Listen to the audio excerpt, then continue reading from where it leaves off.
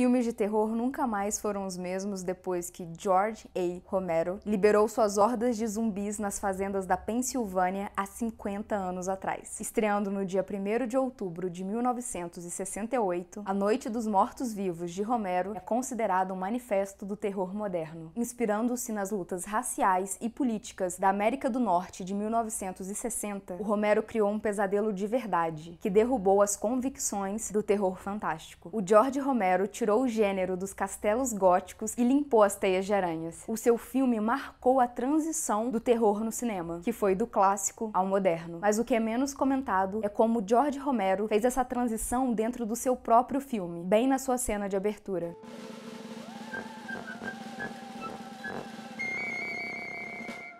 Olá, excêntricos! Bem-vindos a mais uma sessão do clube. Eu sou a Mia Moza. E antes da gente continuar com esse vídeo, por favor, se inscreva, dê seu like e compartilhe com uma pessoa que você gosta e que você acha que merece conhecer o clube. Lembre-se de seguir todas as regras do clube, mas principalmente de ser uma fonte de conhecimento para o clube. Então deixa aqui embaixo o que vocês querem ver nos próximos vídeos. Eu vou fazer um pedido super especial, que é, se você ainda não tá seguindo a gente no Instagram, por favor, siga. Porque quando a gente bater 1000 seguidores, tem mais história em primeira pessoa. Fica esperto, segue a gente no podcast, seja lá em qual plataforma que você goste de ouvir o seu podcast. Segue a gente lá porque vai ter novidade. Então é isso, bora para mais uma sessão. Esse filme de terror histórico começa em um cemitério, fazendo fortes acenos para filmes B e para filmes de terror da Universal. Os irmãos Johnny, interpretado pelo Russell Strainer, e a Barbara, interpretada pela Judy O'Dea, estão ali no cemitério para colocar flores no túmulo do pai. E lá, eles são atacados por um morto-vivo. A Barbara consegue fugir do cemitério e se salva se refugiando em uma fazenda ali do interior da Pensilvânia. E é nesse momento que o gênero dá um salto. Agora a gente tá num horror pós-apocalíptico. Longe dos velhos monstros como Frankenstein, de 1931, e o Drácula, também de 1931. E agora a gente vai começar a chegar mais próximo de Psicose, de 1960, e Repulsa ao Sexo, de 1965. A sequência do cemitério usa tropos do terror e da ficção científica de 1950, e ao mesmo tempo consegue destruir esses tropos astutamente. A fuga da Bárbara do cemitério pra fazenda é muito mais do que uma fuga territorial. A gente tá saindo de um filme para outro. Ela sai de um filme de terror clássico e vai para um filme de terror moderno. A sua chegada na casa da fazenda evoca tanto a loucura de Psicose quanto a de Repulsa ao Sexo, banindo o sarcasmo e indo para a severidade de Hitchcock e as alfinetadas doloridas de Polanski. A transição continua com a chegada do nosso protagonista, o Ben, interpretado pelo Duane Jones, que é interpretado por um homem negro, o que para aquela época era revolucionário. A Bárbara e o Ben têm que fortificar ali a casa da fazenda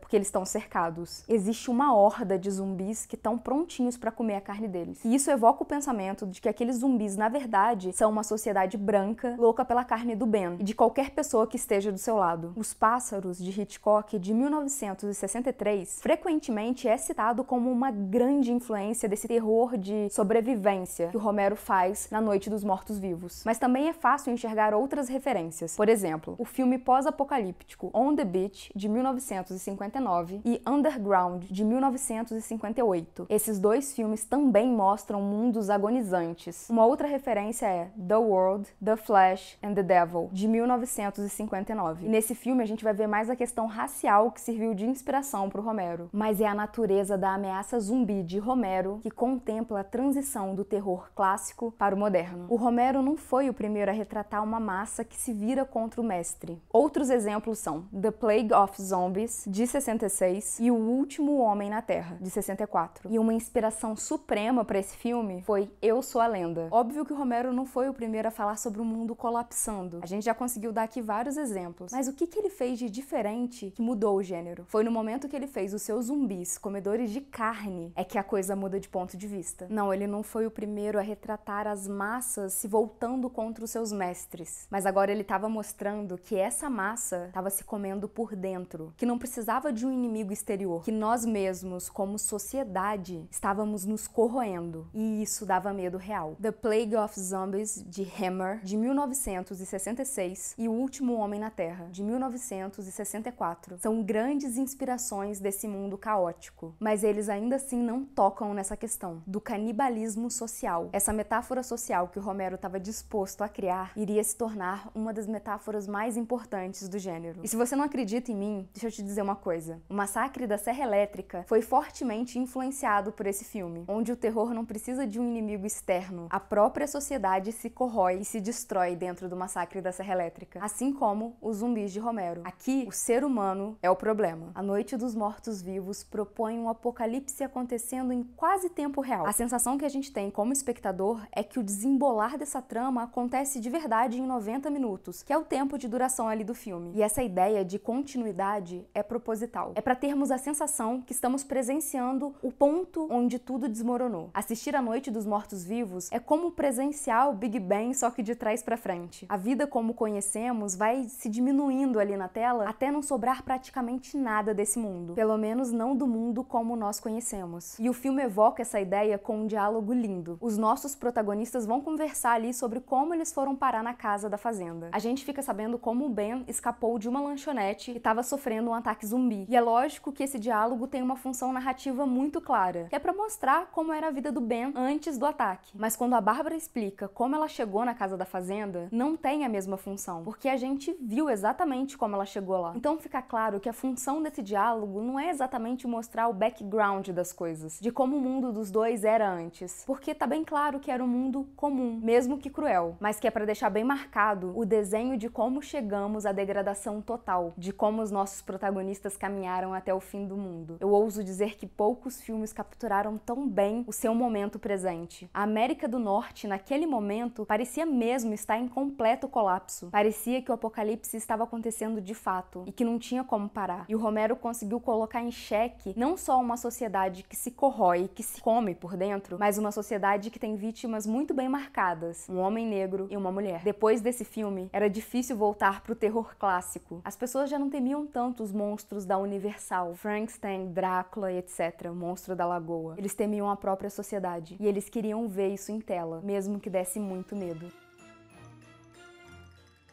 É isso, eu espero que vocês tenham gostado desse vídeo e que vocês assistam o filme. Deixa aqui no comentário o que vocês acharam. Tchau!